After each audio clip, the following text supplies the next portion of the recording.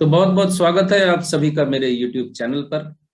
राहु देव राशि परिवर्तन करने जा रहे हैं 17 मार्च 2022 को और 30 नवंबर 2023 के लगभग राहु देव मेष राशि में और केतु देव तुला राशि में रहेंगे। और 17 मार्च को राहु देव वृष राशि से मेष राशि में आ जाएंगे और केतु देव वृश्चिक राशि से तुला राशि में आ जाएंगे। क्योंकि ये दोनों वक्र चलते हैं, हमेशा उल्टे चलते हैं, इसलिए ये हमेशा अपने से पिछली राशि में जाते हैं, अगली में नहीं जाते दूसरे ग्रहों की तरह। बहुत ही सरल शब्दों में एक बात अगर मैं आपको कहूं तो सबसे बड़ी बात या सबसे बड़ी समस्या राहु केतु के गोचर फल बताने में ये होती है कि राहु केतु की अपनी कोई राशि नहीं है, किसी भाव के ये रिप्रेजेंटेटिव नहीं होते। मतांतर से राहु की कन्या केतु की मीन मानी जाती है, लेकिन वहां भी मतांतर है। कुछ लोग किसी और राशि को राहु की मानते हैं, कुछ लोग किसी और राशि को केतु की मानते हैं, तो यहां भी कंट्रोवर्सी चलती है। तो तीन मत हो गए एक प्रकार से। खैर, मैं राहु केतु की राशि नहीं मानता, मेरा मत पहले मत के साथ है। इसी वजह से राहु और केतु का गोचर फल डालना बड़ा कठिन होता है। राहु और केतु का गोचर फल बताना कठिन इसलिए भी होता है क्योंकि राहु और केतु एक साथ राशि परिवर्तन करते हैं और एक राशि में राहु का और केतु का दोनों का फल बताना होता है।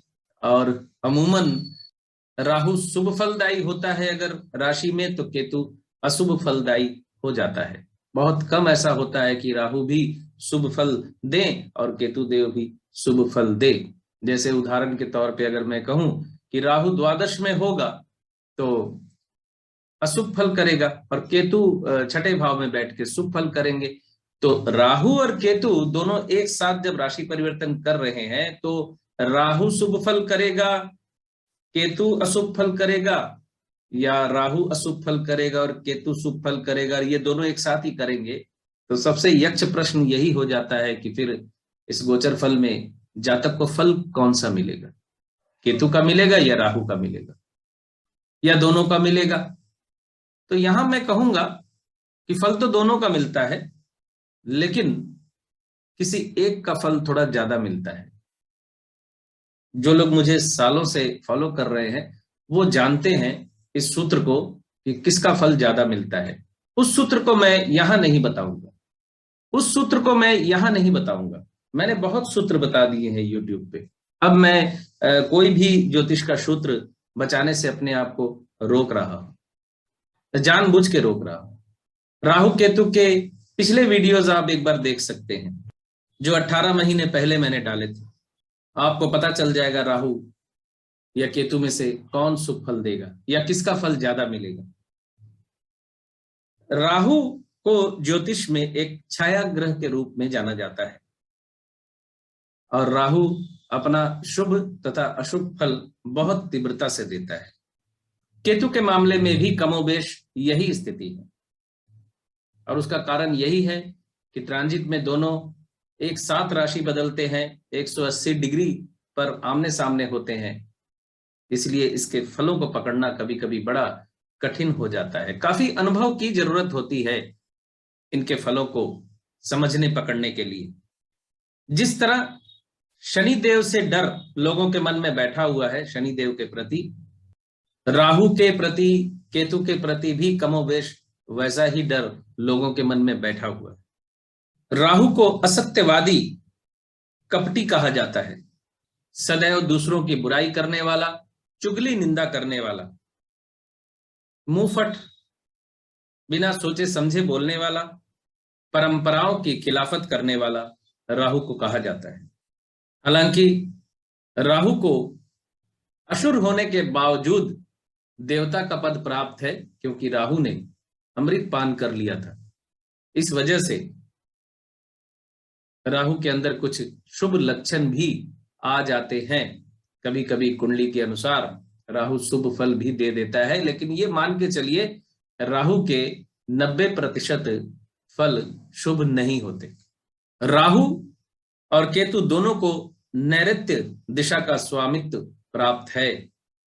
कई वास्तुशास्त्री यहां तर्क करते हैं कि राहु और केतु चूंकि हमेशा एक दूसरे के सामने होते हैं, 180 डिग्री पे होते हैं कुंडली में, इसलिए वास्तु के अनुसार भी राहु नैऋत्य कोण और केतु ईशान कोण के मालिक कहलाते हैं। लेकिन ऐसा नहीं है। राहु और केतु होरा कुंडली में एक ही राशि में पाए जाते हैं, तो स्थितियों के अनुसार राहु और केतु भी एक ही जगह के मालिक हो सकते हैं। राहु और केतु चूंकि एक ही अंग के दो भाग है, इसलिए राहु और केतु दोनों को नैऋत्य का स्वामी ही माना जाना चाहिए। अनुभव के अनुसार कहीं ना कहीं तो आपको एक मत पे आना पड़ेगा ना। हमेशा द्विमत पोषण करते रहेंगे तो कहां से फलादेश पे पहुंचेंगे या किसी कंक्लूजन पे पहुंचेंगे। क्योंकि राहु और केतु का फलादेश एक साथ ही बताना है हर राशि का, तो केतु के बारे में भी छोटी सी जानकारी आपको मैं यहाँ दे दूं। ज्योतिष में केतु को भी राहु की तरह ही छाया ग्रह ही कहा जाता है। दोनों के स्वभाव में अंतर भी है कुछ, जैसे राहु को पाप का कारक, लोभ और लालसा का कारक माना जाता है। केतु को मोक्ष का कारक माना जाता है, त्याग का कारक माना जाता है। अब केतु त्याग का कारक तो बनेगा ही, क्योंकि केतु के दृष्टि होती नहीं है, जिसे दिखेगा ही नहीं उसके अंदर लोभ लालसा कहां से पैदा होगी। और राहु के सिर्फ सर है, धड़ नहीं है, तो वो जो भी खाता है गर्दन के नीचे जाते ही पेट उसका है नहीं, इसलिए उसका पेट भरता नहीं है। इसलिए राहु से प्रभावित जातक की लालसा और लालच कभी कम नहीं होते, उसका पेट नहीं भरता। केतु के दृष्टि नहीं होती। मतांतर से केतु की दृष्टि भी बहुत लोग बताते हैं, लेकिन केतु की दृष्टि नहीं होती। मैं नहीं मानता और बहुत से लोग नहीं मानते।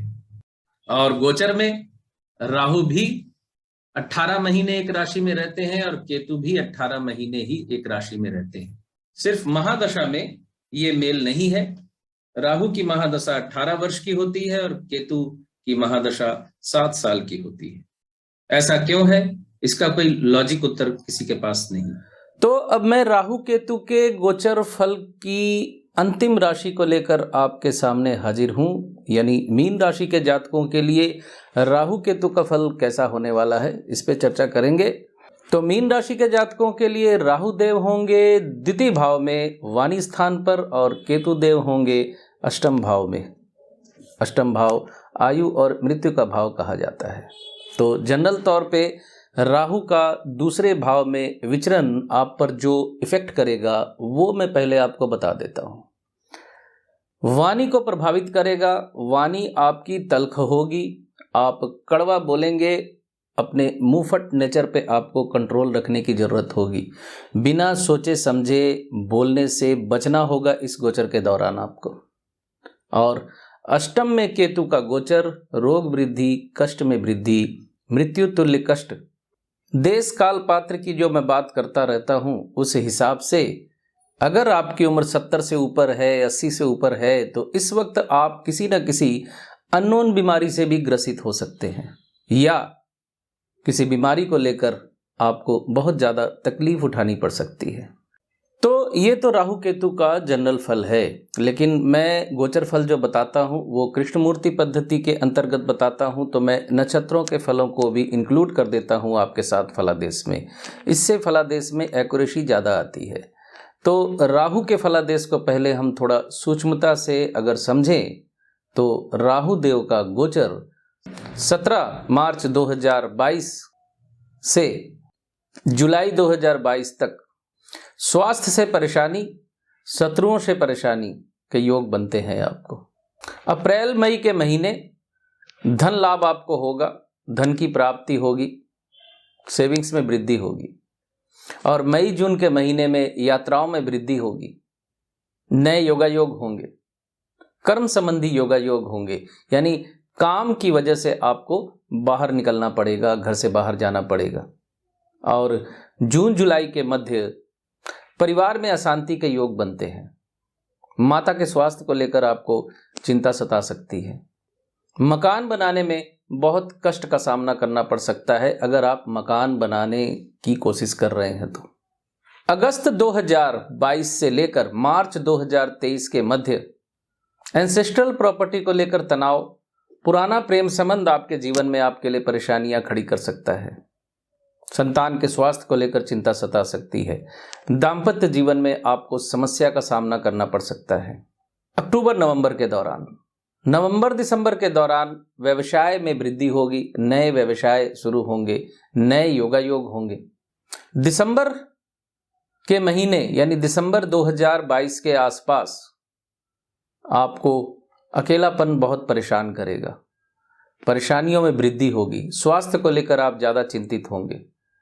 वैवाहिक जीवन आपका परेशानियों से भरा हो सकता है। जनवरी 2023 के आसपास धार्मिक क्रियाकलाप में वृद्धि, भाग्य की सहायता मिलेगी। फरवरी 2023 के आसपास पद प्राप्ति और सम्मान वृद्धि के योग बनते हैं और पुराने अटके हुए फंसे हुए काम आपके पूरे होने का योग बनता है। फरवरी महीने के आसपास सफलता, एंसेस्ट्रल प्रॉपर्टी की प्राप्ति और मार्च 2023 में आपको खर्च की अधिकता, परेशानी, किसी भी प्रकार के गैर कानूनी कामों से आपने बचना है। आपका स्वास्थ्य बिगड़ सकता है, हॉस्पिटलाइजेशन होने जैसी स्थिति का सामना भी आपको करना पड़ सकता है। मार्च 2023 से नवंबर 2023 के मध्य अकेलापन, सेविंग्स टूटना, परेशानी, मृत्यु तुल्य कष्ट, शारीरिक स्वास्थ्य को लेकर चिंताजनक स्थिति का सामना करना पड़ सकता है। उम्र के हिसाब से इसमें थोड़ा कम ज़्यादा वाली स्थिति बनती है। मतलब आपकी उम्र अगर 20 है, 25 है, 30 है, 40 है, इसके आसपास है तो स्वास्थ्य थोड़ा कम बिगड़ेगा। और आपकी उम्र 60 प्लस है, 70 प्लस है तो आपको परेशानी ज़्यादा होगी। रुपए पैसे का इन्वेस्टमेंट इस वक्त पे आपने काफ़ी सोच समझ कर करना है, नहीं तो आपको नुकसान का सामना करना पड़ सकता है। केतु की स्थिति को गंभीरता से देखने के पहले एक बात बताता चलूं आपको। मेष से लेकर कुंभ राशि तक मैं एक बात बोलता आया हूं कि राहु और केतु का जो फल होता है कभी कभी एक दूसरे के विपरीत होता है। यानी राहु अच्छा फल करने वाला होता है तो केतु खराब फल देने को तैयार बैठा होता है, और केतु अगर अच्छा फल दे रहा है तो राहु खराब फल देने को तत्पर बैठा होता है। तो हम कैसे समझेंगे कि कौन सा फल हमें ज़्यादा मिलेगा? तो ये सूत्र बड़ा छोटा सा सूत्र है, वीडियो के अंत में मैं बताऊंगा, आप बने रहिए। तो केतु के फल को थोड़ा सूक्ष्मता से समझने की कोशिश करते हैं। तो 17 मार्च 2022 से सितंबर 2022 के मध्य परेशानी, खर्च की अधिकता, धन का नाश, स्वास्थ्य संबंधी समस्या, आत्मविश्वास में कमी आपको झेलनी पड़ सकती है। मार्च और अप्रैल के मध्य, मई 2022 से सितंबर 2022 के मध्य आत्मविश्वास में वृद्धि, सम्मान वृद्धि, कर्म स्थान पे पुरानी समस्याओं का समाधान और इंडिविजुअल एफर्ट से आपको सफलता के योग बनते हैं। किसी भी काम को पूरा करने के लिए आपको किसी की सहायता की जरूरत नहीं पड़ेगी। लगभग अक्टूबर 2022 से जून 2023 के मध्य एंसेस्ट्रल प्रॉपर्टी से रिलेटेड मामले में लाभ, रिश्ते नातेदारों के साथ मनमुटाव, लेकिन धन की प्राप्ति होने के योग इस वक्त आपको बने रहेंगे। यानी ये जो समय मैंने बताया अक्टूबर 2022 से जून 2023 के मध्य धन के मामले में आप भाग्यशाली रहेंगे। जुलाई 2023 से नवंबर 2023 के मध्य एंसेस्ट्रल प्रॉपर्टी से रिलेटेड मामले में आपको लाभ होगा, धन की प्राप्ति होगी, धार्मिक क्रियाकलाप में वृद्धि होगी, भाग्य की सहायता मिलेगी, स्पिरिचुअल लेवल जो है आपका थोड़ा ऊंचा उठेगा, यानी आध्यात्मिक उन्नति आपकी होगी। उच्च शिक्षा में आपको सफलता के योग बनेंगे। पुराना प्रेम संबंध जीवन में वापस आएगा। स्वास्थ्य लाभ होगा, समस्याओं से मुक्ति मिलेगी। लेकिन अगस्त सितंबर के आसपास आपको स्वास्थ्य संबंधी समस्या फिर सता सकती है। लोन देने से बचे, आपका पैसा अहेतुक खर्च होगा। अक्टूबर के आसपास नए योगा योग, दाम्पत्य सुख में वृद्धि, व्यवसाय में आप नया इन्वेस्टमेंट करेंगे जो आपके लिए लाभदायक रहने वाला होगा। अक्टूबर नवंबर के आसपास अकेलापन, धन का नुकसान, गलत इन्वेस्टमेंट की वजह से आपको धन के नुकसान के योग भी बन रहे हैं। और नवंबर के महीने में भाग्य की सहायता, लंबी दूरी की यात्रा, उच्च शिक्षा में सफलता के योग आपको बन रहे हैं। तो ये था राहु केतु का गोचर फल, जनरल फल और सूक्ष्मता से जो फल बनता है, दोनों आपको मैंने बता दिया। अब जो यक्ष प्रश्न है वो ये है कि आपको राहु का फल ज़्यादा मिलेगा या आपको केतु का फल ज़्यादा मिलेगा। तो ये बड़ा छोटा सा फार्मूला है, बड़ी छोटी सी टिप है। मैं 18 महीने पहले वाले वीडियोस में ये सारी बातें बता चुका हूँ, हर वीडियो में बता चुका हूँ। जो मेरे पुराने व्यूअर है वो लोग जानते हैं मैं क्या बोलने जा रहा हूँ। नए लोगों के लिए ये नई बात हो सकती है।